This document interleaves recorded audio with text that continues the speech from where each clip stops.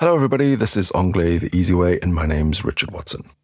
Generally speaking, people have great difficulty personalizing their language training. Well, I say language training, but it's the same for any kind of learning or training really. A lot of people think they need a piano teacher or a guitar teacher or a tennis coach to be able to improve at those activities. There's a fair argument for that.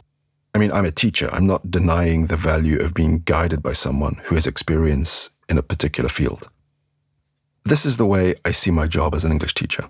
I almost always tell all my students I can only really do three things for them.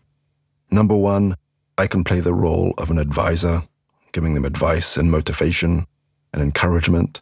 I can organize resources for them and give them a sense of direction. Number two, I can give them a good place to practice. Practice is often undervalued. We tend to value the intellectual work of learning more, but practice is very, very valuable. And number three, I can tell them what is good and what is not good, or what is right and wrong about what they say and about what they're doing, which goes back to number one, to give them advice and direction. That's it. Pretty simple, really. Now, in English, we have an expression. We say someone is self-taught, which means when you learn something on your own, alone. Now, by and large, at some level, I tend to feel that everybody is self-taught, even if they have a teacher. And the thing is, I'm someone who loves learning things by myself. For the most part, I enjoy finding resources, I enjoy planning, I enjoy prioritizing.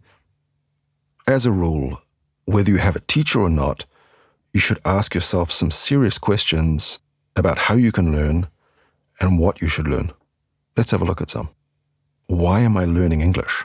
What do I want to be able to do in English? Typically, people just say they want to learn English. But what do they mean exactly? What do they want to do? Are you a lawyer who needs to write contracts in English?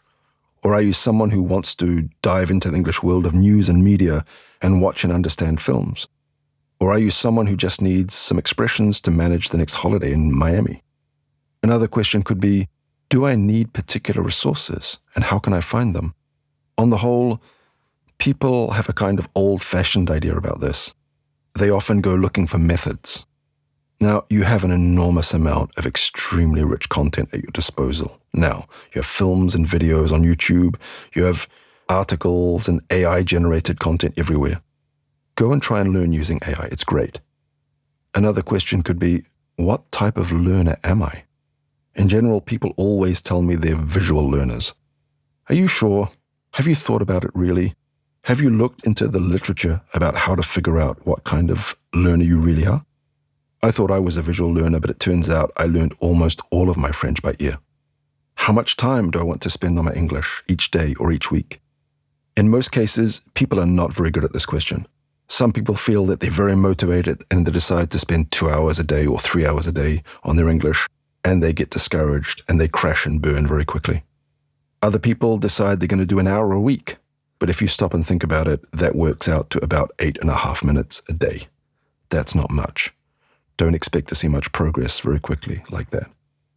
Now, I'm not going into every aspect of English learning right now, but here are some other questions that you could maybe consider when you're setting out on your language learning journey, or when you're reevaluating how you're learning English.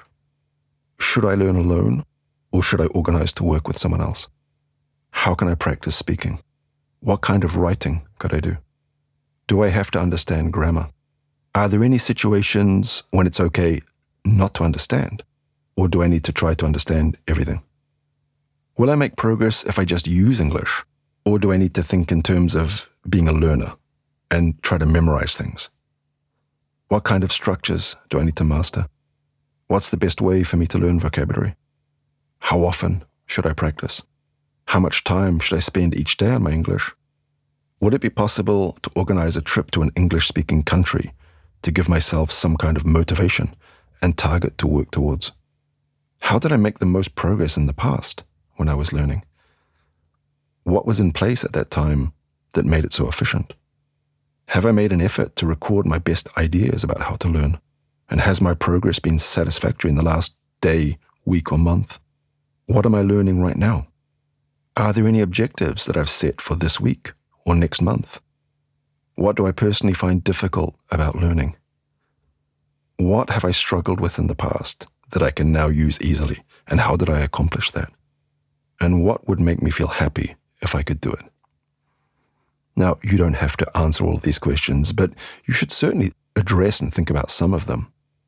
Now, as we've been talking about this, there are a couple of things you can do if you want to go back and listen to this again. The first is, go back and listen to the way I talk about generalizing.